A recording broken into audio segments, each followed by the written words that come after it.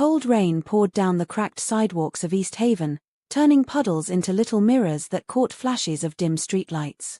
Isabella Cruz ran through them, clutching her small handbag against her chest. Her shoes were soaked through, and her thin work uniform clung to her skin. She had just finished a 14-hour shift at Sunnesteiner, where she worked part-time while studying nursing. Her hands smelled faintly of coffee and bleach, and her back ached from standing all day. But all she could think about was her mother lying weak at home with her oxygen machine humming in the background. Isabella needed to get back before midnight to give her the next dose of medicine. She reached the corner just as the last bus rumbled away. "No, no, no, please," she shouted, waving her arms. But the bus didn't stop. Its red taillights disappeared around the bend. For a moment, she just stood there, panting in the rain, watching her only ride home vanish. Her phone buzzed weakly in her hand, showing 3% battery. She pressed the screen, trying to open her ride app, but the signal flickered. Then the phone died. "Great. Just great," she muttered, tucking it into her jacket pocket. Could this day get any worse? The streets were nearly empty now. A few closed shops stood like tired sentinels, their windows fogged over. Somewhere in the distance, thunder growled. She could walk, but her apartment was over 4 miles away. In this weather, that might as well be forever. She remembered an alley that cut through toward the next main road, a shortcut people at work warned her not to take at night. But the rain was biting cold, and her legs trembled with exhaustion. Just this once, she whispered to herself. In and out. Quick. The alley yawned before her like a dark throat. Old brick walls lined both sides, graffiti and half-torn posters clinging to them. The sound of dripping water echoed off the walls. A stray cat darted past, startling her. "See? Nothing scary," she said softly, though her heart was pounding. Halfway through, she paused beneath a rusted fire escape to catch her breath. Rainwater dripped down her neck. She closed her eyes, just for a moment. Then she heard it, a faint sound, almost lost under the rain. A small, choked cough. Isabella froze. "Hello," she called softly. "Is someone there?" Silence. Then another sound, a weak whimper, like a child crying in their sleep. Her stomach tightened. She turned slowly toward a stack of wooden pallets piled near a trash bin. Something, or someone, was there, curled up in the shadows. She hesitated, torn between fear and instinct. But the nurse in training inside her won over the fear. She crouched down carefully. What she saw made her heart stop. A boy, maybe 7 or 8, lay shivering in the mud. His expensive clothes were soaked, his small face pale and burning with fever. His lips trembled, and his hands clutched at the front of his coat as if he were trying to hold onto warmth that wasn't there. "Oh my God," Isabella breathed. She knelt beside him. Hey, it's okay. Can you hear me?" The boy stirred weakly, his eyelids fluttering. His eyes, dark brown, wide, terrified, blinked up at her. Don't hurt me," he whispered hoarsely. Isabella's heart twisted. No, sweetheart. "I'm not going to hurt you," she said quickly, lowering her voice. "You're safe. I promise." She pulled off her thin jacket and draped it over his trembling body. "You're freezing. Let's get you somewhere warm, okay?" He didn't answer. His teeth chattered too hard for him to speak. She bit her lip, glancing toward the street. No taxis. No one walking by. Her phone, dead. The hospital was 20 blocks away. And the boy's skin was burning. "I can't leave you here," she whispered. He gave a tiny nod, like he wanted to trust her but didn't have the strength to say yes. "Okay, little man," Isabella murmured, sliding her arms carefully under him. "We're going home." The boy was light, frighteningly light, but carrying him through the rain made every step feel like a mile. She could feel the heat radiating off his skin through his soaked clothes. "Just hang on," she whispered over and over. "You're gonna be okay. I've got you." By the time she reached her small apartment, her legs ached, her breath came in gasps, and her arms trembled from exhaustion. She kicked the door open with her foot and hurried inside. The boy's head rested limply against her shoulder. "Please, just stay with me," she whispered, her voice breaking. Isabella laid the boy gently on her worn-out sofa. The tiny apartment smelled faintly of medicine and lavender candles. It wasn't much, one small room, a kitchenette, and her mother's bedroom down the hall, but it was warm and safe. She grabbed a blanket from the closet and wrapped it around him. His wet hair clung to his forehead, his lips a pale blue. "You've got a fever," she murmured, touching his face. "A bad one." She filled a bowl with cool water and began placing damp cloths on his forehead and neck. Then she rummaged through her cupboard for medicine. "Please let there be something," she whispered. Her fingers found a small bottle of children's acetaminophen. Half full. Expired by a month, but better than nothing. She crushed a tablet and stirred it into some apple juice, lifting his head gently. "Come on, sweetheart, you've got to drink this." The boy's lashes fluttered. I can't," he mumbled. "Yes, you can," she said softly, coaxing him like she would a scared child. "Just a sip." He obeyed weakly. When the juice touched his tongue, he winced but swallowed. "There you go." She smiled a little. "That's brave." Hours passed in the quiet hum of rain against the windows. Isabella sat beside him, replacing compresses, whispering small reassurances. Every so often, the boy muttered in his feverish sleep words that made no sense, except one, "Papa." At one point, his small hand reached for hers. She held it instinctively. His skin burned against her palm. "You're safe now," she whispered. "Whoever you are, you're safe." Around 3 a.m., the boy stirred again, eyes glassy but open. He stared at her for a long moment. "Who are you?" he croaked. "My name's Isabella," she said gently. "I found you in the alley. You were sick." He blinked slowly. They said Papa would die if I screamed." Her breath caught. "Who said that?" He shook his head, tears welling in his eyes. "The men. They took me from the car." Papa was shouting. Isabella's stomach twisted. This wasn't some lost child, this was a kidnapping victim. And judging by his clothes, his coat, the tiny gold watch on his wrist, he came from serious money. She swallowed hard. "What's your name, sweetheart?" "Luca," he whispered. "Luca Romano." The name sounded familiar, but she couldn't place it. "Okay, Luca," she said softly. "You're safe here. I promise. No one's going to hurt you." His eyes began to close again, exhaustion taking over. "Papa will find me," he murmured. "He always does." Moments later, he was asleep. Isabella stayed awake beside him, too unsettled to rest. Every shadow seemed to move, every noise outside made her glance toward the door. Who were those men? She wondered. What if they come back for him? By dawn, the boy's fever had finally broken. His face looked calmer, less pale. Relief washed through her like warmth after a long freeze. Then she heard it, the deep rumble of engines outside. Not one car, several. Her blood ran cold. She went to the window and peeked through the curtain. 3 black SUVs had stopped in front of her building. The engines idled. Doors opened. Men in dark suits stepped out, their movements sharp, professional like soldiers. One man stood out. He didn't wear body armor, just a dark tailored suit and leather gloves. His presence made the air around him feel heavier. He looked up right toward her window. Isabella dropped the curtain at once. "Oh no," she whispered. Behind her, Luca sat up weakly. "Papa." The color drained from her face. "That's your father?" Luca nodded slowly. "Yes. But he'll be angry." Before Isabella could say anything, heavy footsteps pounded up the stairwell outside. Then 3 sharp knocks shook her apartment door. Bang! Bang! Bang! Her hands trembled. "Oh, Lord." She looked at Luca, who had gone still, eyes wide with fear and hope tangled together. "That's my papa," he whispered again, his voice tiny. "Stay here," Isabella said, standing slowly. "It's going to be okay." She approached the door, heart hammering. Her hand hovered over the lock. She took a breath, then turned it. The door swung open. A tall man filled the doorway, flanked by 2 bodyguards. His eyes, deep, sharp, unreadable, scanned the room, landing on Luca in an instant.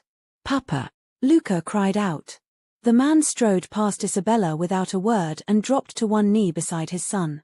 His gloved hands framed the boy's face with surprising gentleness. "Luca," he breathed, his voice low but rough with emotion. "Dio mio, you're safe." He held the boy close for a long moment. The two bodyguards swept through the apartment, checking corners, closets, everything. Isabella stood frozen, unsure whether to speak or hide. Then the man, Mafia Romano, turned toward her. His gaze cut like a blade. "You took my son," he said quietly. Isabella's breath caught. "No, I found him. He was in an alley, sick." His expression didn't change. "You expect me to believe that?" "Look around," she said, her voice trembling but firm. "Do I look like someone who could kidnap a child? My phone was dead. I brought him here to save his life." Something flickered in his eyes, doubt, maybe even curiosity. He looked at the bowl of water, the crushed medicine, the blankets. Luca spoke softly. "She helped me, Papa. She sang to me." Matteo looked back at his son, then at Isabella again. The sharpness in his stare softened just slightly. "What's your name?" he asked. "Isabella Cruz," she answered, straightening her shoulders. "I'm a nursing student. And I didn't want him to die in the cold." Matteo nodded slowly. "A nursing student," he repeated, like testing the words. "You have no idea what kind of world you've stepped into, Miss Cruz." She frowned. "Then maybe you should explain why your son was lying half dead in an alley." For the first time, he looked almost surprised by her tone, no fear, no begging. Just truth. After a moment, he said quietly, "You'll understand soon." He lifted Luca in his arms. The boy rested his head on his father's shoulder, already drifting back to sleep. As Matteo turned to leave, one of his men placed a thick envelope on Isabella's coffee table. "From Mr. Romano," the man said gruffly. Isabella didn't look at it. "I didn't do it for money." Matteo paused at the door, his back still to her. "Then perhaps there's something else you want," he said, his voice unreadable. She opened her mouth to reply, but he was already gone. Outside, the engines roared back to life. Through the window, Isabella watched the SUVs disappear into the morning fog and felt something deep inside her shift. She didn't know it yet, but that night, that small act of kindness had just pulled her into a world she would never escape. The rain had stopped by the time Isabella closed the door behind the black SUVs. But her heart was still racing. The silence in her small apartment felt too loud. She looked around, trying to convince herself that what had just happened was real. The bowl of water still sat on the table. The blanket was still damp from the feverish boy who'd lain there. The faint smell of medicine lingered in the air. And on the coffee table sat the envelope the man had left, thick, sealed, heavy with what could only be money. Isabella stared at it for a long time, then turned away. "I'm not touching that," she muttered. "I didn't do it for money." She picked up her damp jacket and draped it over a chair. Her whole body ached from carrying Luca, from running in the rain, from fear that hadn't yet left her bones. But when she sat down, something in her chest tightened. She couldn't stop thinking about him, the boy with the fever, the way he'd clung to her sleeve, whispering that his father would be angry. And that man. Matteo Romano. The way he had entered the room, powerful, calm, dangerous. He'd looked at her as if he could see through her. Who was he? What kind of life did a man like that live, where his son ended up kidnapped in the middle of the city? Isabella leaned her head in her hands. What did I get myself into?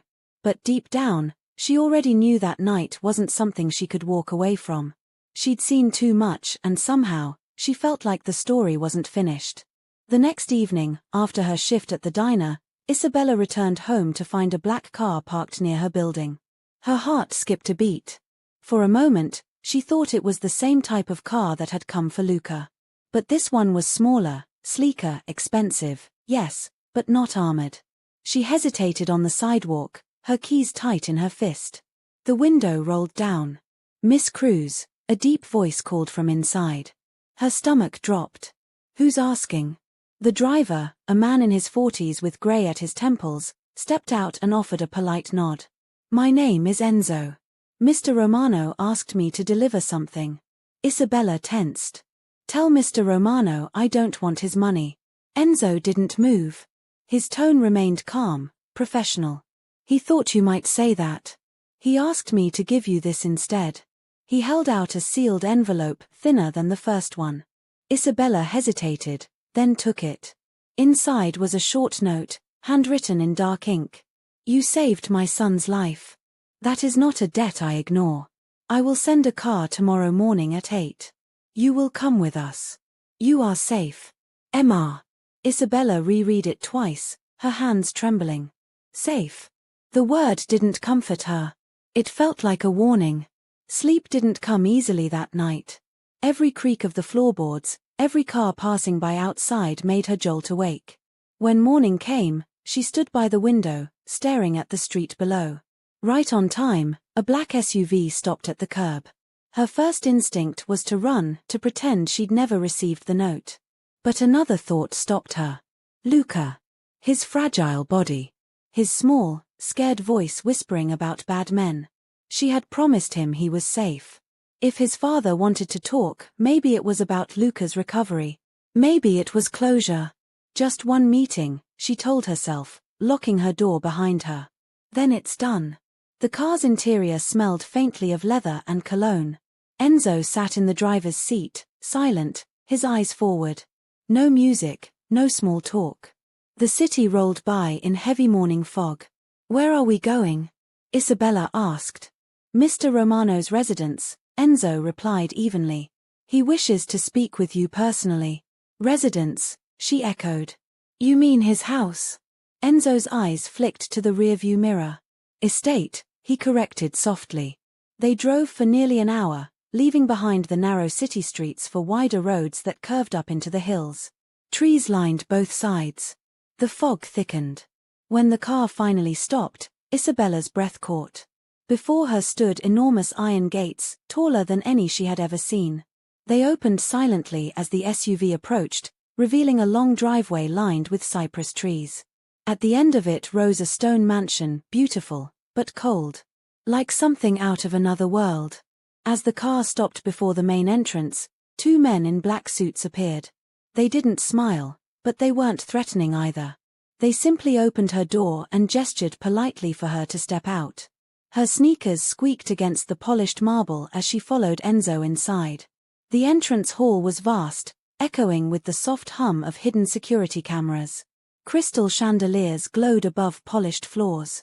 Paintings of unfamiliar faces, all with sharp eyes and proud expressions, watched her from the walls. Miss Cruz, a voice said behind her. She turned. Matteo Romano stood at the top of a grand staircase. Dressed in a dark suit, his presence filled the space effortlessly. He descended slowly, one hand resting on the railing, his gaze fixed on her the entire time. He looked different in daylight, less like a shadow, more like a man. But no less intimidating. Mr. Romano, she managed, her voice steady despite the pounding of her heart. Thank you for coming, he said quietly. I wasn't sure you would. I almost didn't, she admitted. I'm not sure what this is about. He gave a faint smile that didn't quite reach his eyes. It's about my son. Matteo led her through a corridor lined with tall windows. Outside, she caught glimpses of gardens, fountains, and men in suits patrolling with discreet earpieces. It didn't feel like a home. It felt like a fortress. He opened a door at the end of the hall. Inside was a study, warm light, bookshelves, a fireplace. And sitting on a rug in front of it, building a small wooden castle, was Luca. Miss Isabella, the boy said, his face lighting up. He dropped the toy blocks and ran to her. Her heart softened instantly. Hey, little man, she said, kneeling down. How are you feeling? Better, he said proudly. Papa said I was brave. Matteo watched the reunion quietly, his expression unreadable. He's been asking for you every day since that night. Luca tugged at her sleeve. Did you bring more apple juice? She laughed softly. I think your papa has a whole kitchen full of apple juice. Matteo's lips twitched, almost a smile. He does. They sat together for a few minutes while Luca showed her his toys, cars, blocks, even a miniature helicopter. Isabella noticed how pale he still looked, how his small hand trembled slightly when he picked things up. The trauma hadn't left him completely. When a maid entered to take Luca for lunch, he hesitated before going. "Will you come back, Miss Isabella?" "I will," she promised. When he was gone, silence settled between her and Matteo. The warmth from the fireplace didn't reach the space between them. "Your son's lucky to have you," Isabella said finally. "He's strong." Matteo nodded, his gaze distant. "Strength is a necessity in my world." She hesitated. "He told me what happened. About the men who took him." His jaw tightened, but he didn't deny it. "Yes. My enemies believed they could use him to reach me. They failed." The cold finality in his tone sent a chill down her spine. "I didn't ask to be involved in any of this," she said softly. "But I'm glad I found him. He didn't deserve what happened." "No child does," Matteo said. Then, more quietly, "Which is why I owe you a debt I cannot ignore." "You don't owe me anything," she said firmly. "You already paid me." He looked amused. "You didn't even open the envelope." "Because I didn't need to," she shot back. "I'm not someone you can buy." That made him pause. For the first time, his expression shifted, curiosity, maybe even respect. "I believe you," he said finally. "Which is why I'm making a different kind of offer." Isabella frowned. "What kind of offer?" "My son refuses to speak to anyone else," he said. "Not his doctors. Not his tutors. Only you. You've earned his trust." She blinked, unsure she'd heard correctly. "You want me to, what?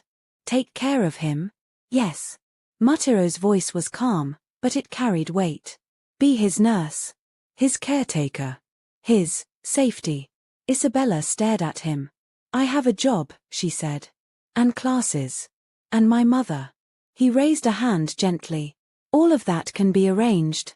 You'll live here, in the estate. You'll be paid 10,000 a week. Your mother's medical expenses, covered." Her mouth fell open. That's insane." "It's practical," he replied. "You'll be safe here, and so will she." She took a step back, shaking her head. "Safe? I've seen your guards, your gates. You call that safe?" Matteo's gaze sharpened. "Safer than the streets where men like those who took Luca still walk free." For a moment, the room was silent except for the faint crackle of fire. He stepped closer, lowering his voice. "Miss Cruz, whether you accept or not, you're already involved. The people who took my son know your face. They will assume you know more than you do." Her breath caught. "Are you threatening me?" "I'm warning you," he said evenly. "If they find you before I can protect you, there will be nothing left to find." The words sank like ice into her veins. He straightened, smoothing his jacket. "But if you stay, under my protection, no one will touch you. Ever." Isabella looked toward the door Luca had left through. His laughter echoed faintly from the hallway, innocent, soft, unaware of the darkness wrapped around him. She closed her eyes. "How long?" she asked quietly. "Until he's fully recovered," Matteo said. 1 month. She exhaled slowly. "And after that?" He smiled faintly, though his eyes remained unreadable. "We'll see." That night, Isabella stood at the window of her small apartment again, staring out at the city lights. The letter Matteo's assistant had handed her lay open on the table beside a new envelope, this one containing a formal contract, medical benefits, and a figure that made her head spin. Her mother slept peacefully in the next room, the hum of her oxygen machine steady. Isabella pressed her hand to her chest. The choice felt impossible. Stay safe in a world of violence, or step away and risk being hunted for saving a child. At dawn, she packed her small bag. When the black SUV came to take her to the Romano estate again, she didn't resist this time. As the city faded in the distance, she looked out the window and whispered to herself, "This isn't just a job. This is survival." The car rolled through the high steel gates of the Romano estate just as dawn touched the horizon. The mist hung low over the gravel drive, wrapping the mansion in a pale, dreamlike fog. Isabella sat rigid in the back seat, her hands clasped tightly in her lap. Every turn of the wheels felt like a point of no return. Enzo parked at the front entrance and opened her door. Mr. Romano is waiting inside, he said simply. His voice held no warmth, but also no threat, just the calm precision of someone used to following orders. Inside, the mansion was silent except for the rhythmic ticking of an antique clock. Isabella followed Enzo through the marble foyer and up a sweeping staircase. Her sneakers squeaked softly on the polished floor. She clutched her small duffel bag tighter, feeling the weight of the eyes from the portraits lining the walls. Generations of Romanos, she guessed, men and women with hard eyes and proud stares. At the end of a long hallway, Enzo opened a door and gestured her inside. The room beyond was large but not cold. A fire burned in the hearth, throwing amber light across the dark wood walls. Bookshelves lined the sides, and behind a heavy oak desk sat Matteo Romano himself. He looked up as she entered, his expression unreadable. "Miss Cruz," he said, his tone as smooth as glass. "Sit." Isabella obeyed, setting her bag down by the chair. Her pulse beat hard in her throat. Matteo studied her quietly, his fingers steepled in front of him. "You came back," he said finally. "You didn't give me much of a choice," she replied before she could stop herself. A flicker of something, amusement, maybe, crossed his face. "I see your courage hasn't faded." "Is that what you call it?" she asked softly. "I call it surviving." Matteo leaned back in his chair, the faintest smile on his lips. "Tell me, Miss Cruz, do you believe in debts?" She frowned. "Debts? Yes. In my world, debts define loyalty. A man who owes and repays is trusted. A man who takes and forgets is worthless." "And what do I owe you?" she asked warily. He shook his head once. "You misunderstand. I owe you. My son is alive because of you. I do not take that lightly." The fire crackled between them, filling the silence that followed. "I didn't save him for a reward," Isabella said quietly. "He was just a child, alone and sick." "That's exactly why it matters," Matteo said. "You did what others wouldn't. You helped without knowing who he was, without knowing who I am." She met his eyes then, and for the first time, she didn't look away. "And who are you, Mr. Romano?" His smile vanished. "A man who does what must be done." The words were calm, but they carried a weight that made her skin prickle. She understood without needing details, whatever his business was, it wasn't something people spoke of freely. Before she could reply, a soft knock sounded at the door. Enzo entered, followed by a young maid leading Luca by the hand. "Papa," the boy called, running forward. Matteo's stern face softened instantly as he lifted his son into his arms. "Good morning, Piccolo," Matteo murmured, brushing the boy's hair back. "Did you sleep well?" Luca nodded, then turned toward Isabella, his small face lighting up. "Miss Isabella, you came." The tension in the room eased just a little. Isabella smiled. "I promised I'd visit, didn't I?" Luca ran to her and hugged her tightly around the waist. She felt his small heartbeat against her ribs. He still trembled slightly when he spoke, a reminder of the nightmare he'd survived. Matteo watched the exchange silently. When Luca finally let go and sat on the rug to play with his toy cars, Matteo stood and approached her. His presence seemed to fill the space between them. "You see," he said quietly, "he trusts you. He hasn't smiled like that in weeks." "I'm glad he's getting better," Isabella replied softly. "That's all I wanted." Matteo's eyes lingered on her face for a moment longer than necessary. Then his voice lowered, steady but firm. "That's why I want you here. Luca needs stability, someone gentle but strong. Someone who isn't afraid to tell the truth." Isabella frowned slightly. "You mean, a nurse?" He nodded. "A private one. 24 hours. Live-in. Until he's fully recovered." "That's a big responsibility," she said. "And I have." He raised a hand. "I know about your mother. Her medical bills will be handled. You'll have full access to contact her anytime. I'm not asking for a sacrifice. I'm offering protection, and purpose." "Protection," she repeated. Matteo's eyes hardened slightly. "The people who took Luca are still out there. They know your face now. If they believe you helped me, you're already a target." The words struck deep. Her throat went dry. He continued, voice low.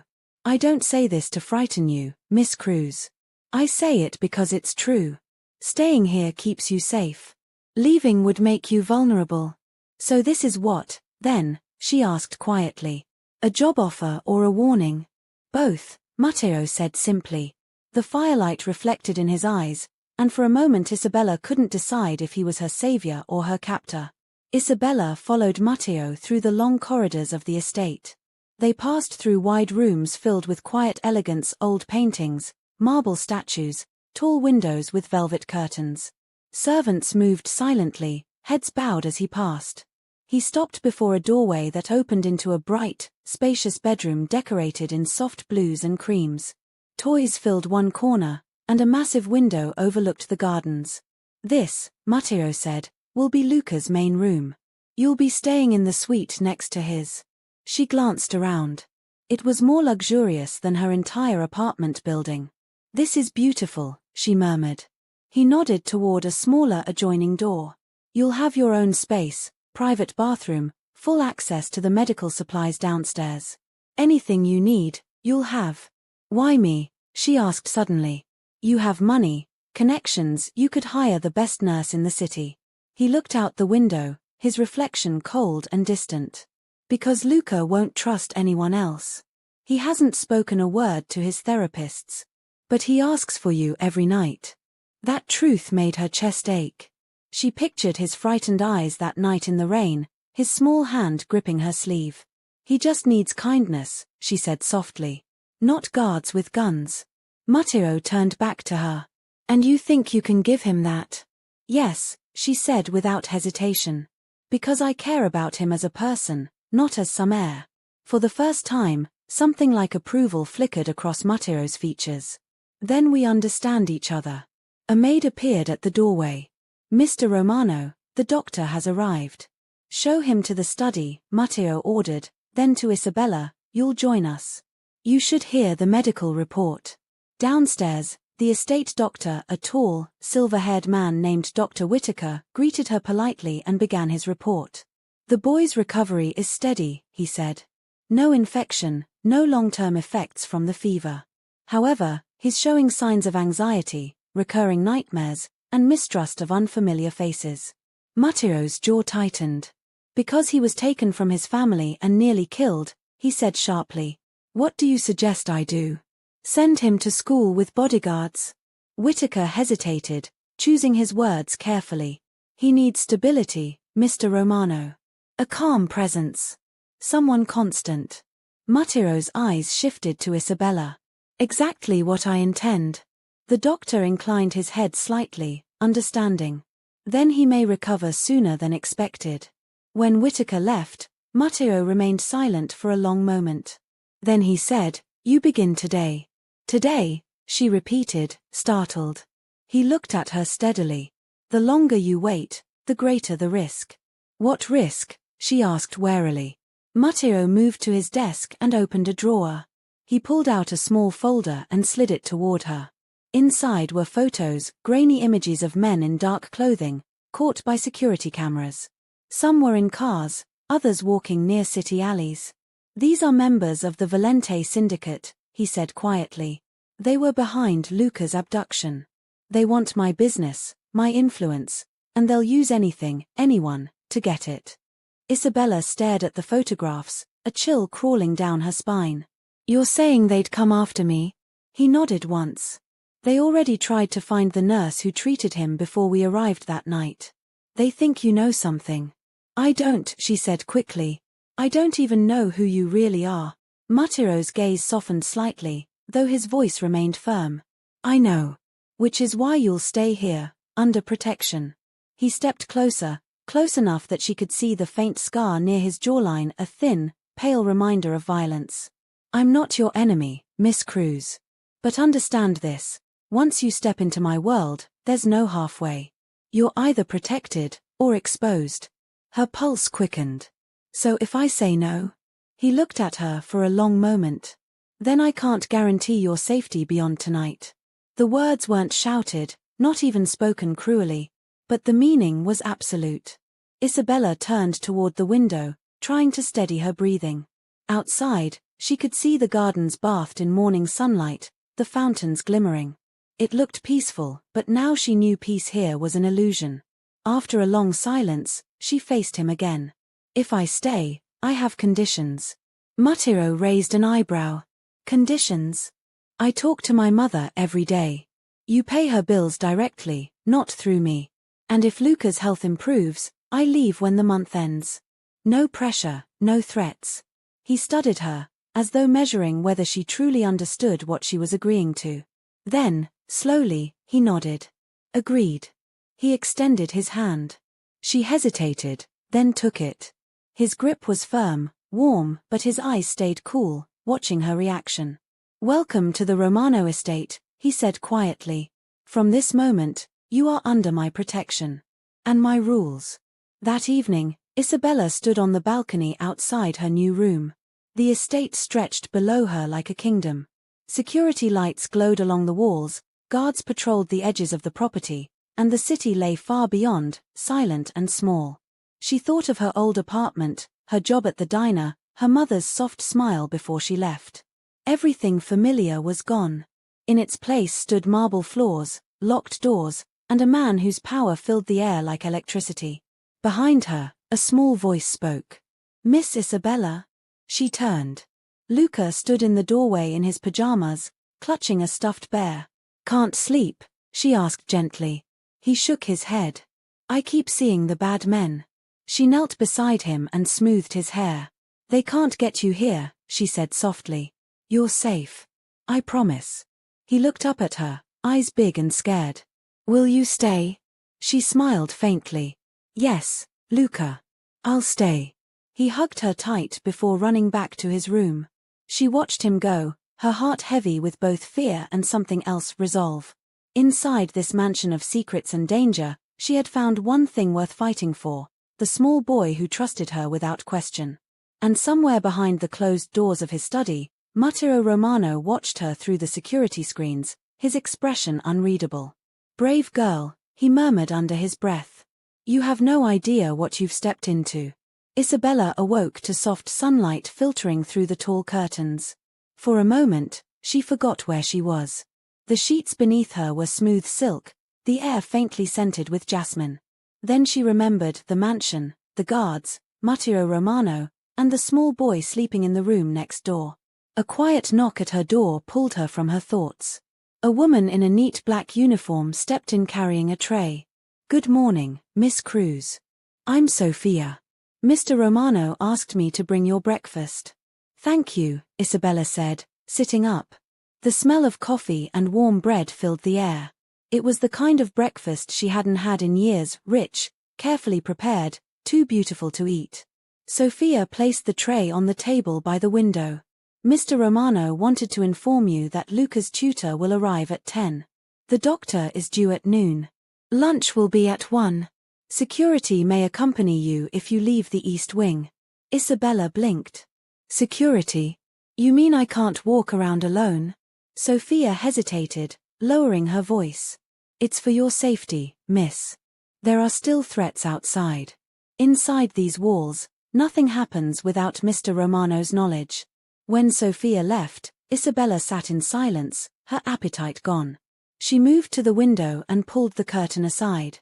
Below, the estate stretched out like a small kingdom, gardens trimmed with precision, fountains sparkling, and guards stationed at discreet intervals, their movements rehearsed. Every few minutes, a man in a black suit passed by carrying a small device that clicked faintly. Detectors, she realized. Scanning for hidden electronics or weapons. The place wasn't just secure, it was on alert. "This isn't a house," she murmured. "It's a fortress." A soft voice behind her broke the silence. "You think it's pretty?" Isabella turned. Luca stood at the doorway, still in his pajamas, clutching his stuffed bear. "It's beautiful," she said, smiling. "But maybe too quiet." He nodded solemnly.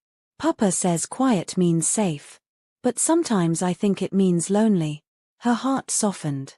She knelt beside him. "Well, you're not alone anymore, Luca. I'm here, remember?" He nodded again, his small hand finding hers. "Will you have breakfast with me?" She hesitated, thinking of all the rules Sophia had listed, then smiled. Of course I will. They ate together in the large dining hall, a room too grand for just 2 people. The long mahogany table could seat 30, but Luca insisted they sit side by side. Between bites of toast, he asked endless questions. Do you have any brothers? Do you like dinosaurs? Do you know how to make pancakes? Isabella laughed. No brothers, yes to dinosaurs, and pancakes are my specialty. Luca grinned. Can you teach the cooks? They make everything taste too fancy. I think I can handle that, she said, smiling. Their laughter echoed softly through the empty hall. When breakfast ended, Isabella followed him to his study room, where stacks of books and art supplies filled the shelves. She stayed while he worked with his tutor, occasionally helping him when he grew frustrated. The boy was bright, too bright for his age, but sadness lingered behind his quick smiles.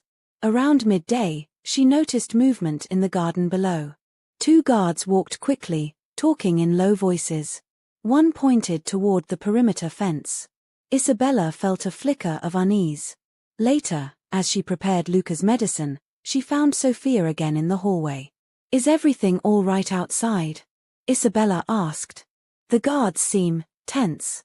Sophia's eyes darted toward the window before she answered. There were footprints near the north gate this morning. Probably nothing, but Mr. Romano doubled the watch. Footprints? Isabella repeated. From who? Sophia's lips tightened. Not everyone who drives up that hill comes for business, Miss Cruz. Some come for revenge. The words made Isabella's stomach twist. Revenge. She thought of the photos Matteo had shown her, the faces of the men who wanted him destroyed. If they could cross those gates, no one was safe. That evening, she tucked Luca into bed. He yawned sleepily, clutching his bear. Will you sing again, Miss Isabella? The song you sang when I was sick. She smiled, brushing his hair back. Of course. Her soft voice filled the room, carrying a tune her mother used to sing to her.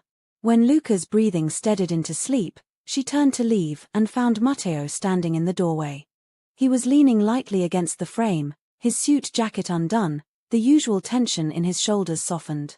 She hasn't sung like that in this house since my wife died, he said quietly. Isabella froze. I didn't realize you were there. I didn't mean to intrude, Matteo said, stepping inside. He sleeps better when you're here. She looked down at the sleeping boy. He's a good child. He just needs time. Matteo's eyes lingered on her face. You seem to understand him better than anyone. Maybe because I know what it's like to feel trapped, she replied softly. Something flickered in his expression, surprise, then thoughtfulness. This house can feel that way, he admitted. But it keeps him alive. And you? She asked before she could stop herself. Does it keep you alive too? His gaze sharpened slightly, the warmth fading. Alive, yes. Free, not quite. The air between them hung heavy with unspoken things. Then he straightened, nodding once. Get some rest, Miss Cruz. Tomorrow will be a long day. When he left, Isabella sat on the edge of the bed, staring into the quiet. She had walked into a world made of marble and secrets, and though she was safe inside it, she couldn't shake the feeling that every wall had ears and every shadow, eyes. The next morning began with tension. Isabella noticed it immediately. The guards' movements were sharper, their eyes constantly scanning the grounds. Even Sophia seemed uneasy, speaking only in hushed tones. At breakfast, Luca was quiet, poking at his food. Papa's angry, he whispered. Why do you think that? Isabella asked gently. I heard him shouting last night. He only shouts when someone's hurt. Before she could respond, the double doors opened. Matteo entered, phone in hand, his expression carved from stone. He nodded to Isabella briefly but didn't speak until his call ended. Stay inside today, he said curtly. What happened? She asked. Nothing you need to worry about, he replied, his voice clipped. But the estate will be on lockdown until further notice. Luca's small voice broke the silence. Is it the bad men again? Matteo's jaw tightened. It's nothing for you to fear, Figlio mio. Eat your breakfast. But Isabella saw the lie in his eyes. Something was wrong. When Matero left, she turned to Sophia, who was clearing the table. "Tell me the truth," Isabella said quietly. "What's going on?" Sophia hesitated, glancing toward the door before answering. "Last night, someone tried to breach the eastern fence. One of our men caught them before they made it far. Mr. Romano doesn't want Luca to know." "Did they catch him?" Isabella asked. "They caught a woman," Sophia whispered. "She said she worked for the Valentes." Isabella felt a chill crawl down her back. "The same people who kidnapped Luca?" Sophia nodded grimly. "Yes. Mr. Romano's world doesn't forgive mistakes. There will be consequences." Later that day, while Luca napped, Isabella wandered through the library, one of the few places she felt at ease. The tall shelves, the faint smell of paper and wood polish, it reminded her of her old campus library, a place of peace. She ran her fingers along the spines of books she could never afford to own when a voice broke the stillness. "You read medical journals for leisure?" Mateo stood in the doorway again, watching her. "It helps me learn," she said. "I never finished my degree." "You could finish it," he said simply. "I have tutors who owe me favors." She frowned. "Why would you do that?" He stepped closer. "Because you're useful when you're strong. And because I keep my promises." His presence filled the room, his calm composure both magnetic and intimidating. She wasn't sure whether to thank him or run. "Tell me something," she said quietly. "Do you ever regret this life?" He paused, hands clasped behind his back. "Regret doesn't change what's been done. Regret is for men who can afford weakness." "That's not an answer." He looked at her then, really looked. "When you've built everything on fear, Miss Cruz, love is a liability. Regret is a weapon. I've learned to live without both." Before she could respond, a knock came at the library door. Enzo entered, his expression grave. "Sir. We found something near the perimeter," another message. Matero's eyes hardened. "Where?" "The north wall. Same symbol." He turned to Isabella. "Stay with Luca. Don't leave his side." "What's happening?" she asked. He didn't answer. He and Enzo were already gone. That night, the storm returned. Rain lashed against the windows, and thunder rolled through the hills. Luca clung to Isabella's arm as she read him a story. "Is Papa going to be okay?" he asked. "Yes," she said softly, though she wasn't sure. Downstairs, voices rose angry, sharp, muffled through the thick walls. She caught Mateo's voice among them, calm but fierce, giving orders. The clock on the wall ticked louder than usual. Every creak of the floorboards made her jump. Then, a crack.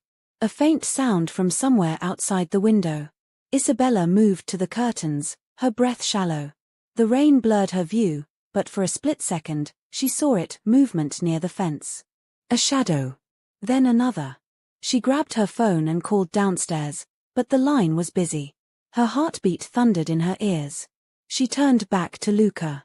"Come on, sweetheart," she whispered. "We're going to stay somewhere safer."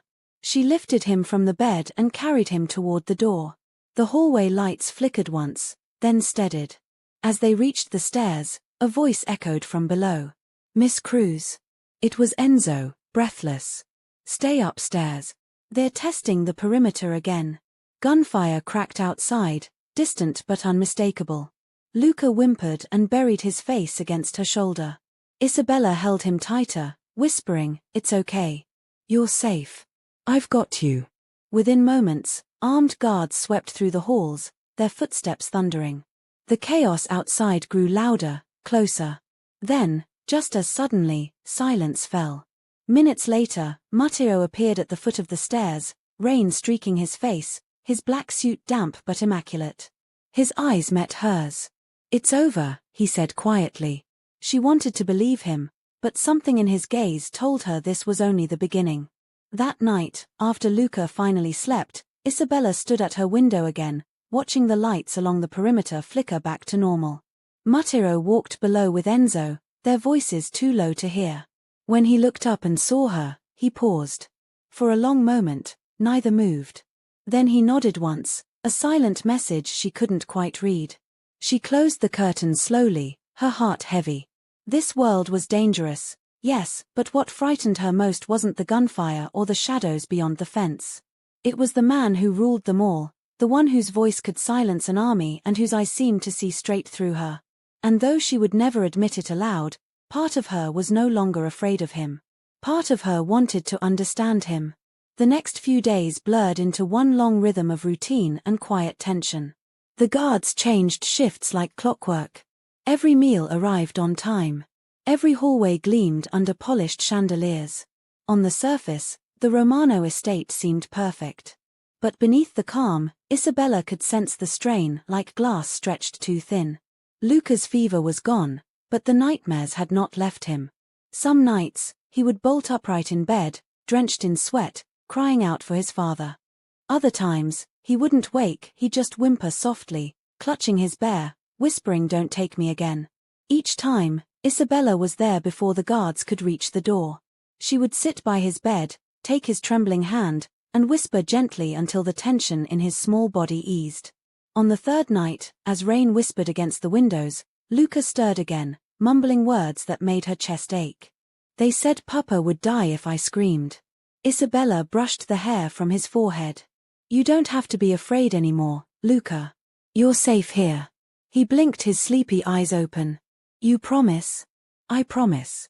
He stared at her for a long moment, his expression solemn, too old for a child his age. "Papa says promises don't mean anything unless you can keep them." She smiled faintly. "Then I'll have to make sure I keep mine." He gave a small nod and drifted back to sleep. Isabella stayed beside him even after his breathing steadied. The quiet hum of the house surrounded her. Beyond the heavy curtains, lightning flashed in the distance, briefly illuminating the endless walls and high gates that kept the world out and kept her in. When she finally left Luca's room, she found Matteo standing in the hallway. He was leaning against the wall, a shadow in the dim light, one hand resting in his pocket. His white shirt sleeves were rolled to his elbows, revealing faint scars that trailed up his forearms, small, silvery marks that hinted at an older violence. "How long have you been standing there?" she asked softly. "Long enough," he said. "You're good with him." She crossed her arms, uncomfortable under his gaze. "He's just a boy who's been through too much." Matteo nodded. "You think I don't know that?" "I didn't say that. You didn't have to." His tone wasn't sharp, just weary. "I can protect him from the men who want to hurt him. But I can't protect him from what he's already seen." Isabella hesitated, watching the man in front of her. For the first time, he didn't look like a crime lord. He looked like a father, haunted, burdened, trapped between power and love. She spoke quietly. "He needs you to be his father, not his protector. There's a difference." Matteo's gaze lifted, meeting hers. Something unreadable flickered in his eyes. "And you think you know the difference?" "Yes," she said simply. "Because I grew up with someone who tried to be both." He didn't ask, but she saw curiosity stir in his expression.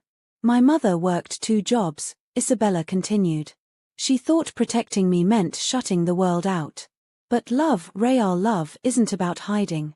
It's about teaching someone how to be brave enough to live." The silence between them deepened. Matteo's eyes softened just a fraction. "You're not afraid to speak your mind, are you?"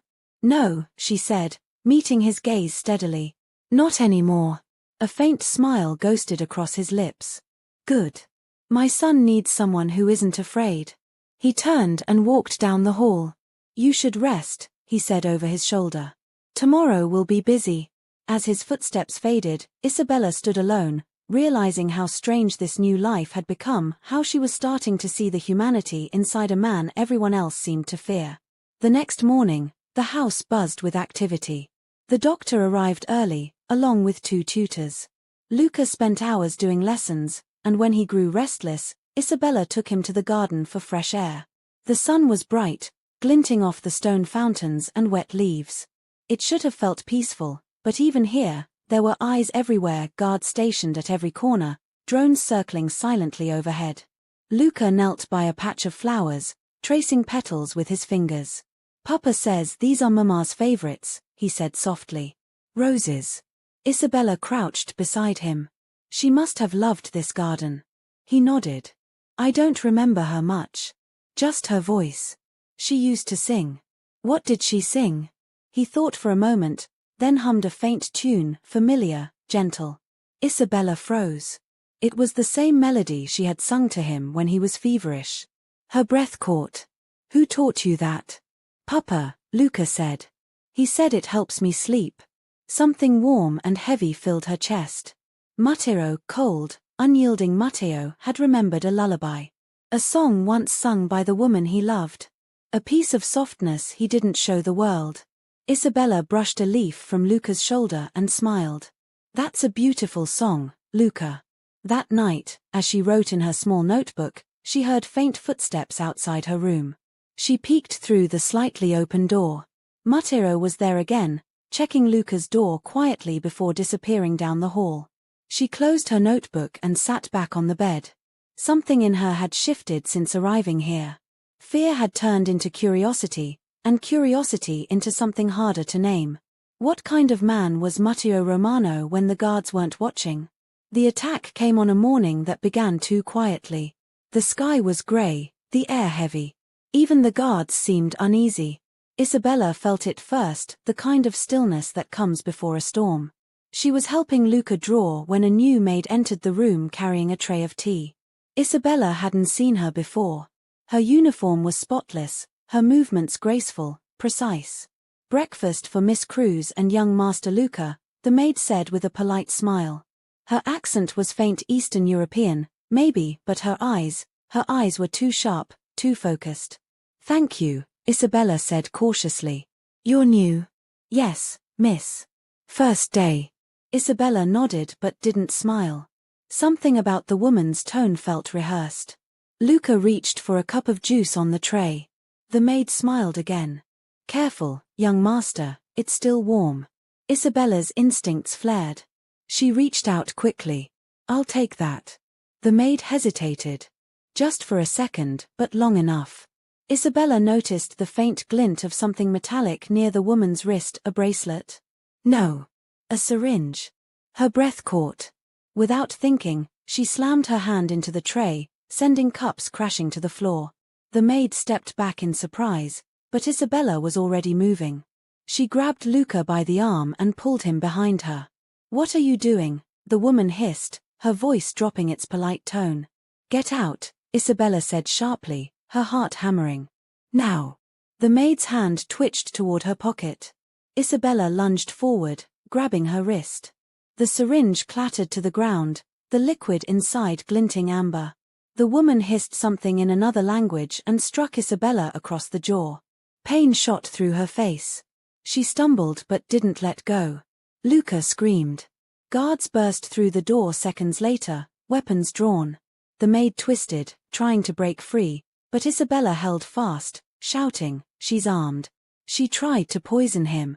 Enzo moved like lightning, pinning the woman to the floor. The syringe rolled beneath the table.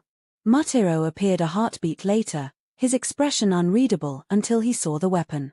His face turned to stone. Take her to the cellar, he ordered, his voice low and deadly. Alive. The guards dragged the struggling woman out. Her scream echoed down the hallway, then was cut short. Isabella collapsed to the floor, trembling. Her palms were scraped, her jaw ached, but Luca was safe. She pulled him into her arms, holding him tightly. It's okay, she whispered, though her heart was pounding. You're safe. I've got you. Matteo knelt beside them. For once, his calm was gone. His voice, when it came, was rough. Are you hurt? She shook her head, still dazed. No. Just bruised. She came out of nowhere. She didn't come out of nowhere, he said bitterly. She came from the Valentes. He looked at the shattered cups, the fallen syringe, the overturned table and then at her. You saved him, he said quietly. Again. His words carried weight, not gratitude, exactly, but something deeper, heavier. Later, the doctor examined Isabella, cleaning the cut on her jaw. Matteo stood nearby, silent, watching. When the doctor left, she turned to him. You said this place was safe, she said softly. It is, he said. Until it isn't. That woman could have killed him. But she didn't. Because of you. Isabella's hands shook. That's not comfort, Matteo. That's luck. He studied her for a long moment. Luck has nothing to do with it. You saw what my men didn't. You acted when others froze. I didn't think, she said. I just. Exactly, he interrupted. Instinct. The right kind. He stepped closer, lowering his voice. You have no idea how rare that is in this world. I don't want to be part of this world, she said, meeting his gaze. I just want to keep Luca safe. That's exactly why you belong in it, he replied softly. Something in the way he said it made her chest tighten. That night, Matteo called a meeting in his study. Isabella wasn't supposed to be there, but she lingered by the door, listening. The Valentes are testing us, Enzo said grimly. They sent her to gauge our security, not to kill. Then they failed, Matteo said. Because now they know what happens when they touch my family. His voice was calm, but underneath was a rage that could burn through steel. When the meeting ended, Isabella stepped into the room. Matteo looked up, surprised but not angry. Are you always this reckless? He asked quietly. I needed to know what you plan to do next. He stared at her for a moment before answering. You shouldn't worry about that. I should, she said. Because if something happens to you, what happens to Luca?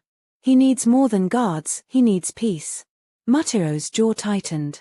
Peace doesn't exist in my world. Then make it exist, she said firmly. Their eyes locked, tension thick in the air. For a long moment, neither spoke. Finally, Matteo exhaled slowly. You're not afraid of me, he said, almost to himself. I was, she admitted. Not anymore. A faint smile ghosted across his face, weary and genuine. That could be dangerous. Maybe, she said softly. But I think Luca's worth the risk. He didn't answer. He only looked at her, the woman who had walked into his empire, defied his rules, and still stood tall. Outside, thunder rumbled again, echoing across the hills. Inside, something had shifted, something neither of them could name. The day after the attack, the Romano estate no longer felt alive. It breathed in silence, as if the house itself was holding its breath. Every door creaked with caution, every whisper carried weight. The air was filled with the tension of men who knew danger might return at any moment. Isabella moved through the hallways with her hands clasped, trying to look calm for Luca's sake, but inside she was trembling. She had seen fear before in hospitals, on the faces of patients who knew the odds were against them, but this was different. This was the kind of fear that came with knowing monsters were real, and that they wore fine suits and smiled like civilized men. Luca was in his room, painting quietly. Since the attack, he refused to be alone. His bear sat on his lap, its fur stained with a little bit of juice, its seams worn from being held too tight. Can I go outside? He asked softly, dipping his brush into a pot of blue paint. Not today, Isabella said. Maybe soon. He looked up at her with eyes that were too wise for a child. Because of the bad people? Yes, she said gently. He sighed, placing his brush down. Papa says they won't stop until they get what they want. She knelt beside him, keeping her voice steady. Your papa is smart and strong. He'll keep you safe. And so will I. He leaned against her, whispering, I believe you, Miss Isabella. Her throat tightened. She stroked his hair until his breathing slowed, and when he finally nodded off, she slipped from the room quietly. Matteo was in his study, as always. The room smelled faintly of smoke and oak polish, the air heavy with something unspoken. When Isabella entered, he was standing by the large window overlooking the courtyard, his back to her, hands clasped behind him. I heard you kept him calm, he said without turning around. I did my best, she replied. Matteo turned, his eyes tired but sharp. Your best seems to be better than most people's everything. The compliment, if it was one, didn't make her feel better. He's still scared, Matteo. He shouldn't have to live like this. His gaze hardened. You think I don't know that? Then stop this war, she said before she could stop herself. Talk to them. Make peace. He stared at her, silent for a long time, and when he spoke, his voice was low and dangerous. Peace doesn't exist in my world, Miss Cruz. There are only debts. And blood is the only currency anyone respects. Then you'll never be free, she said quietly. Neither will Luca. He stepped closer, his jaw tight. You think I haven't tried to get out? Every time I move toward peace, someone takes it from me. My wife. My brother. My men. His eyes glinted with raw pain. They left me no choice but to become the monster they feared. Isabella met his stare, unflinching. You don't have to stay that monster. He almost smiled, not warmly, but with disbelief. You talk as if you understand. I don't need to understand your business, she said softly. But I understand loss. I've lost too much to let it control me. Matero turned back toward the window, watching the rain slide down the glass. You remind me of her, he said after a pause. Of who? My wife. His voice was soft now, almost fragile. She had the same defiance. The same way of seeing light in the dark. And look where it got her. Isabella didn't respond. There was nothing to say. He sighed and reached for something on his desk, a small envelope. He handed it to her. What's this? She asked. Your payment for the month. She frowned. It's only been 2 weeks. And yet you've already saved my son twice, he said.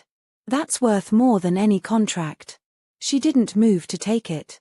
I told you before, I'm not here for the money. He studied her for a long moment. Then why are you here? She opened her mouth, but no answer came. Why was she still here? She could have run, disappeared, changed her name. But something, maybe the boy, maybe something deeper, kept her anchored.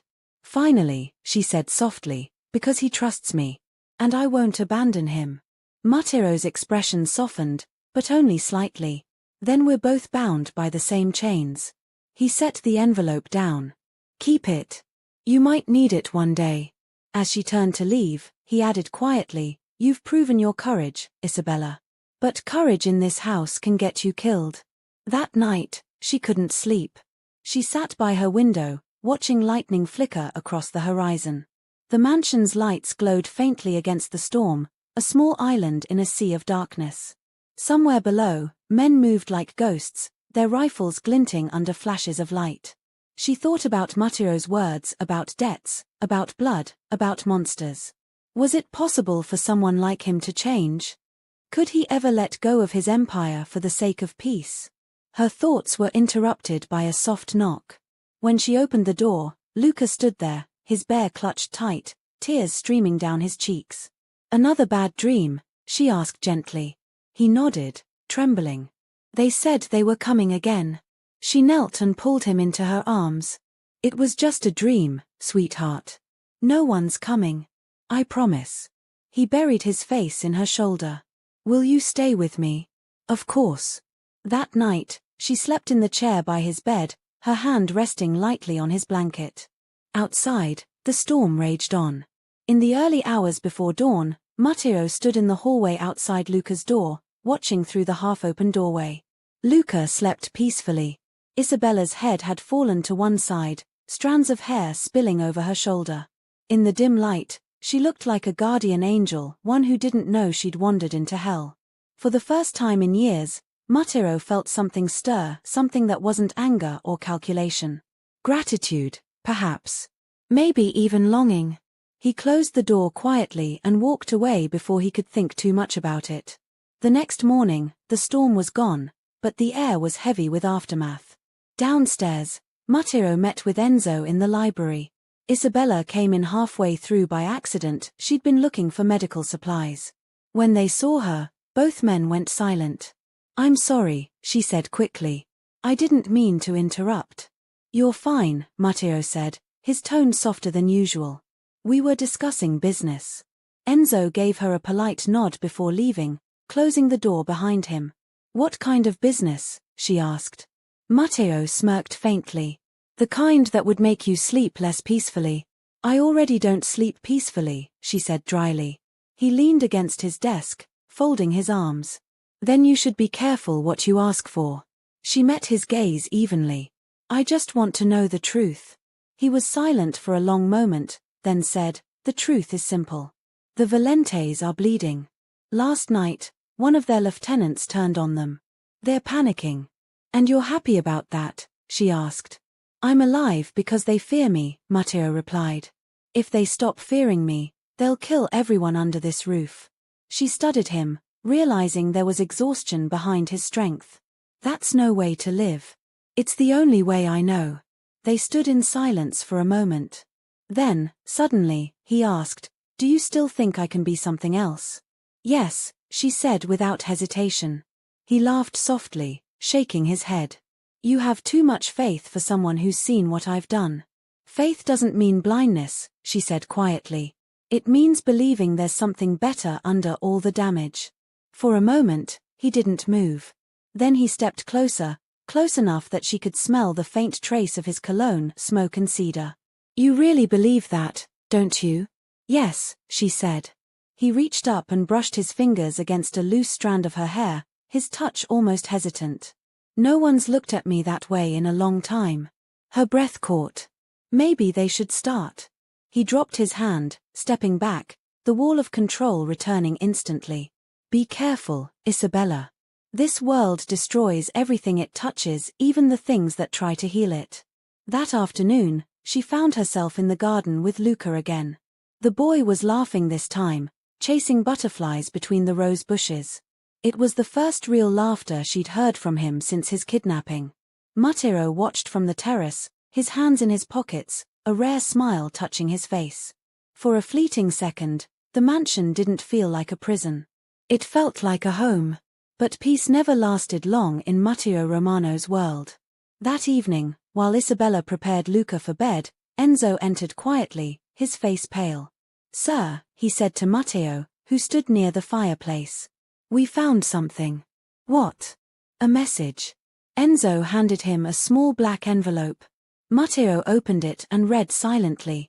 His expression didn't change, but his hand tightened until the paper crumpled. What is it? Isabella asked. He looked up, his voice steady but dark. A reminder. Of what? That debts aren't settled until blood is spilled.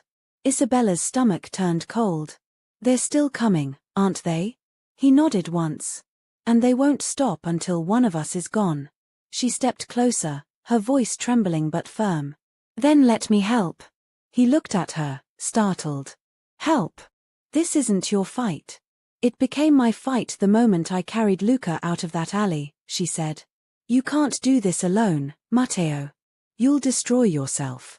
His eyes met hers, 1,000 emotions flickering behind them: anger, admiration, despair. I already have, he whispered. And for the first time since she met him, Isabella realized that behind the power, behind the reputation and the fear, Matteo Romano was a man built entirely out of loss, and maybe, just maybe, she was the first person brave enough to see it. The next morning, the Romano estate seemed calm again, too calm. Sunlight filtered through the tall windows, laying golden streaks across the marble floors. The guards moved like silent shadows, their boots barely making a sound. It was the kind of stillness that didn't bring peace, only the illusion of it. Isabella had learned to read the rhythm of this place. The calmest moments usually hid the biggest storms. She was in the kitchen preparing a small tray for Luca when she overheard two maids whispering near the pantry. I'm telling you, someone's feeding information out, one said, voice hushed but trembling. Mr. Romano found another camera outside the east fence. The other maid shook her head quickly. Shut. Do you want to get us killed? If he hears. Their voices dropped lower, but Isabella had heard enough. She froze in place, the spoon in her hand trembling slightly. Someone inside the mansion was leaking information. When she entered Luca's playroom, she forced her face to relax. He was sitting cross-legged on the floor, building a tower from wooden blocks. Miss Isabella, look, he said proudly. It's taller than me now. It's amazing, she said, smiling as she set down the tray. But don't let it fall. He grinned. You have to help me finish it. As she knelt beside him, she caught the reflection of movement in the polished window, a figure walking quickly across the courtyard below. It was one of Matteo's guards, Ramon. He was speaking to someone near the side gate. Too far for her to see clearly, but she recognized the nervous body language of a man hiding something. She looked away before Luca noticed her distraction. That night, while Luca slept, She couldn't shake the image. Ramon had been Matteo's most trusted guard. She had seen him at Matteo's side since the first day. But the look on his face earlier wasn't loyalty. It was fear. She needed to know what he was hiding. When morning came, she found Sophia in the hallway carrying a basket of linens. "Sophia," Isabella said carefully, "has Mr. Romano ever questioned his own men?" Sophia blinked in surprise. "Why would you ask that?" "No reason," Isabella said quickly. I think something feels off. Some of the guards look nervous." Sophia's face paled slightly. "Don't say things like that out loud," she whispered. "Walls have ears here. And you never know who's loyal to whom." Her words sent a chill down Isabella's spine. That evening, Matteo called her to his study. The tone of the invitation, delivered by Enzo himself, made her stomach twist. When she entered, Matteo was standing by the window again, the city lights glimmering far below. On his desk lay a stack of photographs and a single black folder. He didn't look up when she entered. "You've been asking questions," he said. Isabella froze. "I only wanted to understand what's happening." He turned, his eyes unreadable. "Understand? In this house, understanding can be dangerous." "I wasn't spying," she said quickly. "I know," Matteo replied. "If you were, you wouldn't still be standing here." The air felt heavy with unspoken things. He picked up the folder and handed it to her. Inside were pictures, grainy security images of the estate grounds. One frame made her breath catch. Ramon, standing near the north fence, handing a small envelope to a man in a grey jacket. "I saw him yesterday," she whispered. "Yes," Matteo said. "He's been selling my movements to the Valentes for months." "Then why hasn't he been?" She stopped herself before finishing the thought. "Killed," Matteo said quietly, as if reading her mind. "Because he doesn't know I know." He stepped closer, his voice lowering. "And now you know too." She stared at him. "Why tell me?" "Because he's afraid of you," Matteo said simply. "He thinks you've seen too much." "I did see him," she said slowly. "By the gate." Matteo nodded. "He'll move soon." When cornered, cowards always do. "What are you planning to do?" He looked at her, his expression calm but deadly. "End the leak. Permanently." Something twisted in her chest. "There must be another way." "There isn't," Matteo said. "In my world, betrayal is a disease. You cut it out before it spreads." She wanted to argue, to tell him that killing a man wouldn't make things right, but she saw in his eyes that argument would mean nothing. This was his law, his survival. The way of his world. Still, when he dismissed her, she couldn't stay silent. "Matteo," she said softly, "if you kill him, Luca will feel it. He always does." He paused by the door. His hand lingered on the handle. "Then pray I can end this before it reaches my son." He left without another word. Hours later, the mansion stirred with motion. Isabella woke to the sound of footsteps echoing down the hall, quick, heavy, purposeful. She slipped on her robe and opened her door. Enzo was there, flanked by 2 guards. "What's happening?" she whispered. "Go back to your room," Enzo said. "It's nothing you need to see." She didn't listen. From the top of the staircase, she saw Matteo in the foyer, surrounded by his men. Ramon knelt on the floor, his hands tied behind his back, blood trickling from a cut on his temple. His eyes darted toward Isabella when he saw her, and his expression turned desperate. "Miss Cruz," he shouted. "Tell him I didn't." Matteo silenced him with a look. "Don't speak her name." Isabella's heart pounded. She wanted to run, to stop this, but her feet wouldn't move. "Why?" Matteo asked calmly, standing before the man. "You had everything. Money, respect, trust." Ramon's voice broke. "They threatened my family. My daughter, please." Matteo's eyes hardened. "And you thought betraying mine would save yours?" No one spoke. The silence stretched until it felt unbearable. Matteo drew his pistol slowly, the movement controlled, deliberate. "You know the rules." "Papa," a voice cried. Isabella's head whipped around. Luca stood at the top of the stairs, his eyes wide, tears spilling down his cheeks. Everything froze. Matteo turned instantly. Luca, go upstairs, he said sharply. But the boy shook his head, trembling. Don't hurt him, Papa. Luca, Matteo said again, his voice softer but still firm. This isn't for you to see. Please, Luca sobbed. You said no more hurting people. Matteo's hand lowered slightly. For a moment, he looked human, torn, conflicted. Isabella moved quickly. She ran down the steps and knelt beside Luca, wrapping an arm around him. Come on, sweetheart, she whispered.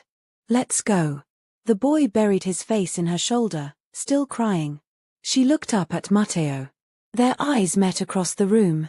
For a heartbeat, the world went quiet. Then Matteo lowered the gun. Lock him up, he told Enzo. No one touches him until I say. As Enzo dragged the traitor away, Matteo turned and walked out without another word. Later that night, Isabella found him in the garden. He was sitting on a stone bench, his face turned toward the dark sky. The rain had started again, faint and cold. You stopped, she said quietly. He didn't look at her. He deserved it. I know, she said. But you stopped anyway. He exhaled slowly. For him. Luca. Matteo nodded. He doesn't understand yet. But one day, he will. And I don't want him to see his father as a monster before he has to. She sat beside him. That's something your wife would have wanted too. He gave a hollow laugh. You talk like you knew her. I didn't have to, Isabella said softly. I can see her in him. And maybe, in you. He turned to her then, eyes shadowed but searching. You think I can change? I think you already are, she said. The next morning, the mansion seemed calmer, though an invisible weight lingered in the air. The guards were quieter. The staff moved carefully, avoiding the subject of the night before. But Isabella knew peace in this house never lasted. When she entered the kitchen later that day, Sophia hurried to her side, her face pale. Miss Cruz, please don't go near the east wing. Why? Isabella asked. They moved Ramon there, Sophia whispered. Mr. Romano wants him kept alive until the meeting tonight. But, people are saying you were the one who exposed him. Isabella froze. That's not true. I know, Sophia said. But rumors travel fast here. Be careful. By evening, she felt the tension everywhere. Every conversation stopped when she walked by. The guards looked at her with something close to suspicion. Even Enzo's polite tone had grown cold. When Matteo called for her after dinner, she followed without hesitation, but unease gnawed at her chest. He was waiting in his study, his expression unreadable. Sit, he said quietly. She obeyed. Do you know what people are saying? He asked. Yes, she said softly. That I exposed him. Did you? His voice wasn't angry, only heavy. I told you what I saw. That's all. He nodded slowly. Ramon told a different story. Her pulse spiked. His lying. He said you approached him first, Matteo continued, watching her face. That you offered him money to deliver messages outside the estate. That's ridiculous, she said. You know I would never. He held up a hand. Calm down. Don't tell me to calm down, she snapped, standing. After everything I've done, after saving your son twice, you think I'd betray you? He didn't answer immediately. His silence cut deeper than any accusation. Finally, he said, trust isn't something I give easily, Isabella. Her throat tightened. Then maybe you shouldn't ask for loyalty you can't return. The words hung between them, sharp and dangerous. He stood, his voice lower now. You'll stay in your room tonight. Until I decide what to believe. She stared at him, disbelief and hurt mixing in her chest. You're locking me up. I'm protecting what's mine, he said coldly. Yours, she whispered. You don't own me, Matteo. He looked away. You will remain under guard. I'll speak to you in the morning. When she didn't move, he added quietly, please don't make me order them to escort you. The last thing she saw before the door closed behind her was the flicker of regret in his eyes. They locked her in one of the guest rooms on the upper floor.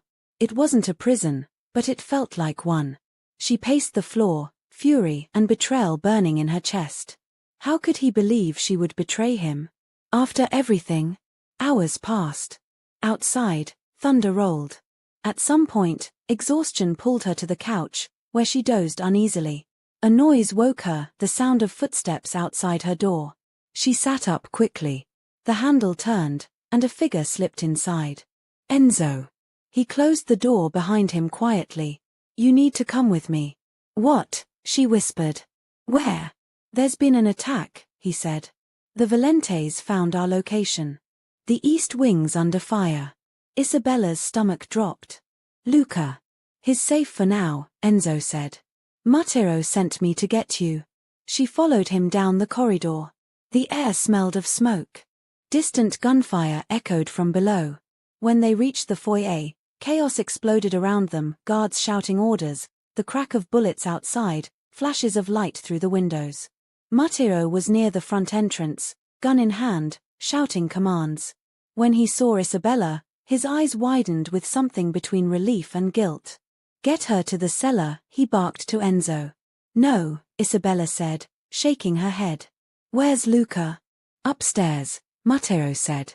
Go now. I'm not leaving him, she shouted. Before anyone could stop her, she ran up the stairs, heart pounding. Smoke filled the air. She could hear Luca crying from his room. She burst through the door just as glass shattered behind her. A figure climbed through the broken window, masked, armed. The man raised his weapon.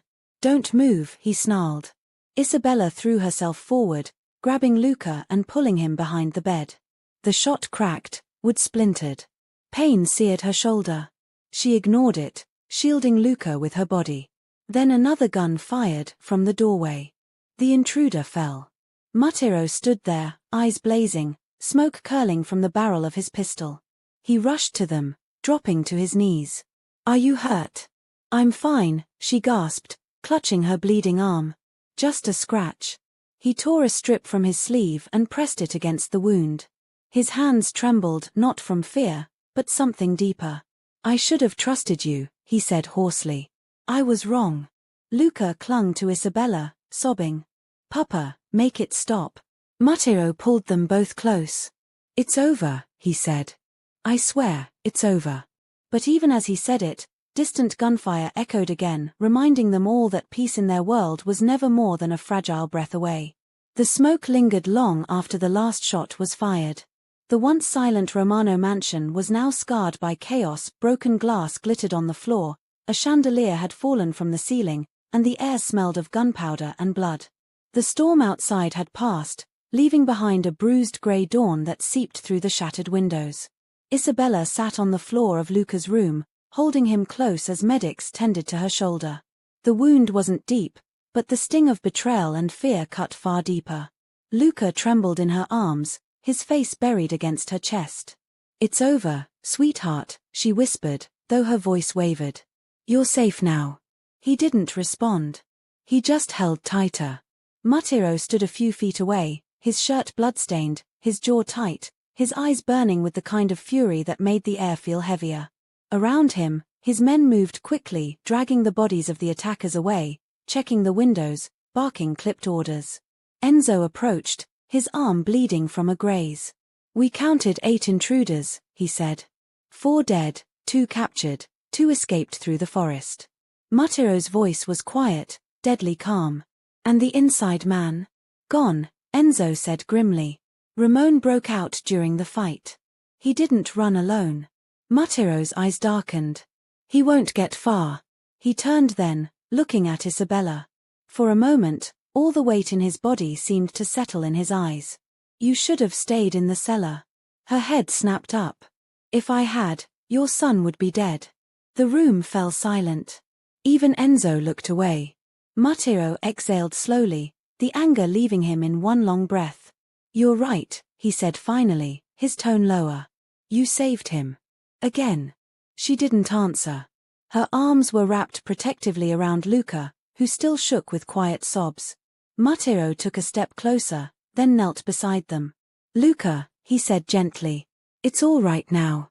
The boy lifted his tear-streaked face, his small hands clutching Matteo's sleeve. You said no one could hurt us here. I know, Matteo said, his voice breaking slightly. I was wrong. The boy's lip trembled. Are the bad men gone? Matteo hesitated, then nodded. They won't come back. Luca buried his face against him. Matteo held him close, one hand cradling the boy's head. For the first time since Isabella had met him, the mask of control cracked completely. He wasn't the mafia boss anymore. He was just a father, broken, scared, and bleeding inside. Later, after the medics left and Luca was asleep, Isabella sat on the terrace wrapped in a blanket. The morning air was cold, filled with the hum of distant sirens and rustling leaves. Her shoulder ached, but her thoughts ached more. She had come to this house as a stranger, but now she felt tied to it, to Luca's laughter, to Matteo's unspoken pain, to the constant threat that lingered beyond the gates. She couldn't walk away, even if she wanted to. Footsteps approached. She didn't have to look to know it was him. Matteo stopped beside her, silent for a long while. His face was drawn, his hands still faintly stained with dried blood. "Are you in pain?" he asked quietly. She shook her head. "Not really." He gave a small nod. "You handled yourself well tonight. Most people would have frozen." "I didn't have time to freeze," she said. "Luca needed me." Matteo's jaw tightened. "And I wasn't there." She turned to look at him. "You came. You saved us." His eyes met hers, tired and raw. "I shouldn't have had to." Silence stretched between them. The air smelled faintly of rain and gunpowder. "Finally," he said, "I made a mistake locking you up." She let out a faint, humorless laugh. "You think I doubted you," he continued. "And that doubt nearly cost me everything." Isabella looked away. "You can't build trust if you see enemies in everyone, Matteo." He rubbed a hand over his face. "In my world, trust is what gets you killed." "Then why keep me here?" she asked softly. "Why not send me away while you still can?" He didn't answer at first. His gaze lingered on the horizon, where the first light of morning was bleeding through the clouds. "Because Luca needs you," he said finally. "And because," he stopped, the words catching in his throat. "Because what?" "Because I need you too." The confession hung in the air between them, fragile and real. Isabella's heart twisted. "You don't mean that." "I do," he said quietly. "And it terrifies me." For the next few days, the mansion fell into uneasy silence. Reinforcements arrived. Broken windows were replaced. The walls were repainted, but no amount of polish could erase the tension that clung to every hallway. Matteo barely slept. He spent long nights in his study, going over security reports, waiting for word about Ramon. Isabella took care of Luca as best she could. The boy's nightmares returned, louder and more vivid than before. She would hold him until he calmed, singing softly, the same lullaby that had once comforted her. Sometimes, when she walked him through the gardens, she caught Matteo watching from the balcony above. Their eyes would meet for a fleeting second before he turned away. It was strange, this growing connection between them. It was built from fear, loyalty, and something unspoken neither dared name. The first sign of trouble came 3 nights later. A black envelope appeared on Matteo's desk, delivered by one of his own guards. No one saw who brought it, and that alone made it dangerous. Matteo slit it open, and one look at the letter inside made his face harden. The note was simple. "We have Ramon. We have your leverage. If you want him alive, come alone. Midnight. Pier 27. He crushed the paper in his fist. When Enzo entered minutes later, Matteo handed him the note. Enzo read it and cursed under his breath. "It's a trap." "I know," Matteo said. "Then why even consider going?" "Because they're using him," Matteo said coldly. "And if they have Ramon, they have my shipment routes, my accounts, everything." Enzo hesitated. "Then we send a team." "No," Matteo said firmly. "They said alone. If I bring anyone, they'll kill him and they'll know I'm weak." "You're not going alone," Enzo said, defiant. Matteo turned his gaze on him, sharp, final. "That wasn't a request." Isabella found out later that evening. She had gone to check on Luca, who had finally fallen asleep, when she saw Matteo preparing in his study, loading his pistol, holstering a knife, strapping on his watch like armor. "Where are you going?" she demanded. He looked up, startled but not surprised. Out. Don't lie to me. He sighed. I have to end this. By walking into a trap. He didn't respond, just kept fastening the buttons of his coat. Matteo, listen to me, she said, stepping closer. They want you dead. You know that. Let Enzo handle it. This isn't his war, Matteo said. It's mine. Then you'll die for nothing, she cried. He stopped, meeting her eyes. If I die, they'll stop hunting Luca. The words hit her like a blow. You don't know that. I do, he said quietly. They only want me. Once I'm gone, there's no reason to touch him. Tears burned behind her eyes. And what about him? What about your son growing up thinking his father abandoned him? That made him falter. She stepped closer, her voice trembling. He needs you alive, Matteo. Not as some martyr. He looked away, jaw clenched. You shouldn't care this much. I wish I didn't, she said softly. But I do. Their eyes met, his dark with conflict, hers glimmering with pain. For a long moment, the storm inside both of them raged silently. Then Matteo reached out, his fingers brushing her cheek. You've changed everything, he said quietly. And that terrifies me more than the men waiting to kill me. He turned before she could reply. Matteo, she called, voice cracking. If you go, don't go alone. He didn't look back. At midnight, the pier was shrouded in mist. The sea churned dark and heavy, waves slapping against the rotting planks. Matteo's footsteps echoed softly as he walked toward the faint glow of a single lamp at the end of the dock. Ramon knelt there, bound, gagged, eyes wide with terror. Behind him stood two men, Valente soldiers, guns aimed and ready. One of them smiled. Mr. Romano. I was beginning to think you'd lost your courage. Let him go, Matteo said evenly. Of course, the man said, smirking. After you hand over the keys to your empire. Matteo's eyes narrowed. You think killing me gives you my empire? You don't understand how this works. The man laughed. No, Matteo. I think killing you gives us peace. Before the man could move, a soft sound broke through the fog, footsteps. The Valente soldier turned sharply just as a flash of movement came from the shadows. One of his men fell, hit clean between the eyes. Another dropped seconds later. Matteo didn't need to turn. He already knew who it was. Isabella stepped out of the darkness, her face pale, eyes fierce, a pistol trembling in her hands. You didn't really think I'd let you die alone, did you? He exhaled sharply, half anger, half relief. You shouldn't be here. Too late. The last Valente soldier raised his gun, but Matteo moved first. One shot rang out. The man fell backward into the water. Silence followed, broken only by the crashing waves. Matteo turned to her. You could have been killed. She met his gaze, chest heaving. So could you. They stared at each other, the world narrowing until only the two of them existed, blood, salt, and raw emotion hanging between them. Finally, he said, you're either the bravest or the most foolish woman I've ever met. Maybe both, she said softly. Ramon groaned behind them, and the spell broke. Matteo helped him to his feet, cutting the ropes.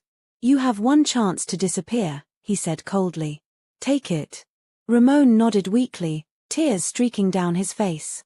I never wanted this, boss. They. Go, Matteo snapped. Ramon stumbled away into the mist. Isabella watched him vanish, then turned to Matteo. You let him live. He already died the moment he betrayed me, Matteo said. No bullet could do worse. She stepped closer. So what now? He looked at her for a long time. Now, we go home. The drive back was silent. When they reached the mansion, dawn was breaking, painting the world in shades of pale gold. Luca was waiting at the door, his small figure framed by light. When he saw his father, he ran forward, throwing his arms around Matteo's legs. You came back, he whispered. Matteo bent down, holding him close. Always. Isabella stood beside them, her heart swelling with something she didn't have words for. For once, the world outside was quiet. The enemies were gone, the debts unpaid but delayed. And in that fragile morning light, for the first time since it all began, Hope didn't feel impossible anymore. Days passed, but peace never truly returned to the Romano estate. It came in brief moments: a shared meal, Luca's laughter, a quiet evening where the world outside the gates seemed to vanish. But every calm breeze in this world was only the breath before another storm. Isabella felt the tension in the air before anyone spoke of it. The guard's eyes were sharper. The phone calls longer. Enzo stayed up late with maps spread across the dining table, marking routes and contact names. Something was brewing. She spent the mornings with Luca in the gardens. The roses were finally blooming again, red and gold against the green. Luca chased butterflies while she read to him from an old storybook she'd found in the library. "Do you think princes are real?" he asked suddenly. "Maybe," Isabella said, smiling faintly. "Just not the kind that wear crowns." He looked thoughtful. "Then what do they wear?" She brushed the dirt from his cheek. "Maybe they wear scars, Luca. Maybe they're the kind that fight for the people they love." He grinned, satisfied with the answer, but her smile faded when she saw Matteo standing on the terrace, watching them from above. He didn't move, didn't speak, just stood there, silent, as if memorizing the sight of them together. When she came inside later, she found him in the study, phone pressed to his ear. His tone was sharp, colder than usual. "I told you, no deals." "Not this time," he snapped. A pause, then softer, deadlier. "If they want a war, they'll get one." He hung up and turned to find her standing in the doorway. For a moment, neither spoke. "You're planning something," Isabella said quietly. "I'm preventing something," he corrected. "The Valentes lost their chance to end me at the pier. They'll come again, harder." "Then leave," she said. "Take Luca and disappear before they do." Matteo's jaw tightened. "You think running keeps you safe in my world? It only makes you easier to find." "Then what?" "You stay here and wait for them." He met her gaze, his voice calm but absolute. "If they come, they'll find a wall of steel waiting." She crossed the room, her voice trembling with anger and fear. "And what happens to Luca when that wall falls?" Something flickered in his eyes, guilt, maybe, or love, buried deep under all the armor he wore. "I've spent my whole life building a kingdom of power," he said softly. "But for the first time, I have something I actually want to protect." Her heart twisted at the words. "Then protect him by living." Before he could answer, Enzo entered, his face grim. "Boss. We got word from our contact inside the Valentes. They're not regrouping, they're uniting. Every rival family's backing them." Matteo's expression didn't change, but the tension in the room spiked. "How long?" 2 days, Enzo said. "They're moving south. Then we meet them before they reach the city," Matteo said, already reaching for his jacket. Isabella's voice rose, sharp with panic. "You can't go into another fight." "I can't not," Matteo said, turning to her. "This is the endgame. Either I end them, or they end us." She stepped forward, gripping his arm. "You don't have to face everything alone." His hand brushed her cheek, a gesture both tender and final. "I do, Isabella. It's the only way to keep you both safe." He walked past her before she could speak, leaving the faint scent of smoke and steel in the air. She stood there for a long time after he was gone, feeling the echo of his touch and the terrible certainty that not everyone would survive what came next. That night, Luca refused to sleep. He clung to her hand, wide-eyed and trembling. "Papa's going away again, isn't he?" he whispered. "Yes," she said softly. "But he'll come back." He shook his head. "You don't know that." Her throat tightened. "You're right," she whispered. "But I believe it." He turned on his side, staring at her through half-closed eyes. "He's scared." "Who?" she asked, brushing his hair back. "Papa," Luca said. "He tries to hide it, but I can tell." Her heart ached. Maybe he's scared because he finally has something to lose. The boy nodded sleepily. Then he has to win. When he drifted off, Isabella stayed by the bed, her mind racing. If Matteo truly meant to face the Valentes head-on, this could be the end. She had seen what war did to men like him. It didn't just take lives, it took souls. She wouldn't let him face it alone. By dawn, the estate was alive with movement. Engines rumbled in the courtyard. Armed vehicles lined up behind the gates. Men checked their weapons with practiced calm. Matteo stood at the center of it all, giving orders. Isabella came down the stairs, her eyes set, her coat thrown over her shoulders. Matteo saw her immediately and shook his head. "No," he said, before she even spoke. "You're staying." "I'm coming," she said. "You're not." She stepped closer. "You said yourself you can't protect everyone alone. Let me help." He stared at her for a long moment, then exhaled slowly. "You don't understand what you're asking." "I do," she said. "And I'm still asking." He studied her face, the determination in her eyes, the steadiness in her voice. Finally, he nodded once, curt and resigned. "Fine," he said. "But you don't leave my side." Enzo looked between them but said nothing. The order was final. As the gates opened and the convoy rolled out, the sun broke through the clouds, painting the world in cold gold. Isabella sat beside Matteo in the lead car, her hand gripping the seat to steady herself. She didn't speak, and neither did he. There was nothing left to say. The meeting ground was a deserted industrial yard outside the city, rusted cranes, abandoned shipping containers, puddles that reflected the gray sky. It was the kind of place where history ended quietly, swallowed by silence and gunfire. The Romano convoy stopped at the far edge. Matteo stepped out, his black coat billowing in the wind. His men fanned out behind him. Enzo barked quiet orders, positioning snipers on the roofs. "Stay behind me," Matteo told Isabella. She nodded, her heart hammering. She didn't belong here, not in this world of vengeance and iron, but she knew she couldn't leave him to face it alone. Minutes passed before the Valente cars arrived. Sleek, dark, and too many to count. From the center vehicle stepped a man in a gray suit, Lorenzo Valente, tall, silver-haired, with a smile that didn't reach his eyes. "Matteo Romano," he called, spreading his arms mockingly. "You've made this far too easy." "Lorenzo," Matteo replied coolly. "You talk too much." "Always the soldier," Lorenzo said, smirking. "Still pretending to be the hero of your own story." Matteo's expression didn't change. "You took my brother, my wife, and tried for my son. You'll find I'm not feeling heroic today." Lorenzo's smile widened. "Then end it. You and me." Isabella's breath caught. Enzo tensed beside her. Matteo stepped forward, unholstering his pistol, but Lorenzo raised a hand. "No guns. Just you and me, Romano. One of us walks away." For a long moment, Matteo said nothing. Then he dropped the pistol to the ground. Isabella whispered, "Don't." He glanced back at her, just once. "Take care of him if I don't make it." Then he walked forward. The two men met between the rusted containers, circling each other in silence. The air was thick with anticipation. Then, without warning, Lorenzo lunged. The fight was brutal, fists, blood, raw strength. They moved like predators, each blow echoing off the metal around them. Matteo's punches were fueled by years of grief and rage. Lorenzo fought with the precision of a man who had waited too long for revenge. Isabella wanted to look away but couldn't. Every strike, every groan felt like it carved through the air. Lorenzo caught Matteo off guard, slamming him against a crate.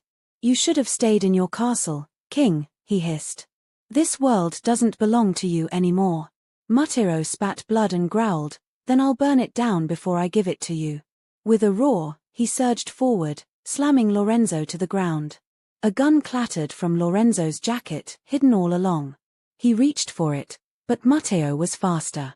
The shot echoed once. Silence followed. Lorenzo fell back, eyes wide, a dark stain blooming across his chest. Matteo stood over him, chest heaving, the gun trembling in his hand. "Tell your ghosts," he said quietly, "that I've paid enough." Lorenzo's lips twitched, not quite a smile, not quite defeat, and then his eyes went still. When it was over, Matteo didn't move for a long time. The wind howled through the empty yard, carrying away the smoke and the years of hatred with it. Isabella ran to him, her heart racing. "Matteo." He turned to her, exhausted, blood trickling from a cut on his brow. "It's done." She reached for his hand. "Then let's go home." He nodded, but his legs faltered. She caught him, holding him upright, her arms tight around him. "You're bleeding." "I've been bleeding for years," he murmured, half smiling. They drove back in silence. The world outside looked different now, washed clean, empty, new.